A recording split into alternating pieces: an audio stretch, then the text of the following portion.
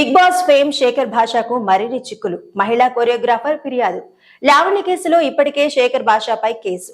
తాజాగా ఆయనపై ఫిర్యాదు చేసిన కొరియోగ్రాఫర్ శ్రేష్ఠి వర్మ. కొరియోగ్రాఫర్ జానీ మాస్టర్ పై కేసు పెట్టింది కూడా శ్రేష్ఠి వర్మే. టాలీవుడ్ హీరో రాజ్ తరుణ్ ప్రియురాలు లావణ్య వ్యవహారంలో బిగ్ బాస్ ఫేమ్ శేఖర్ భాష చేసిన ఆరోపణలు అప్పట్లో చర్చనీయాంశంగా మారాయి.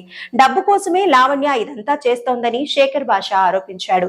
ఈ క్రమంలో శేఖర్ భాషపై లావణ్య కేసు పెట్టింది. ఓవైపు ఇది జరుగుతుండగానే భాషపై మరో కేసు నమోదైంది. శేఖర్ భాషపై మహిళా అసిస్టెంట్ కొరియోగ్రాఫర్ శ్రేష్ఠి వర్మ నార్సింగి పోలీసులకు ఫిర్యాదు చేసింది. కొరియోగ్రాఫర్ జానీ మాస్టర్ పై కేసు పెట్టింది కూడా శ్రేష్ఠి వర్మ కావడం గమనార్హం.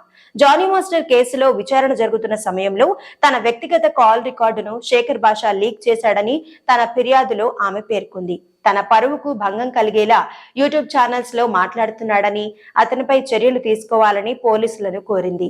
ఆమె ఫిర్యాదు మేరకు పోలీసులు కేసు నమోదు చేశారు. ఉద్దేశపూర్వకంగానే ప్రైవేట్ కాల్స్ లీక్ చేశాడని ఎఫ్ఐఆర్ లో పేర్కొన్నారు.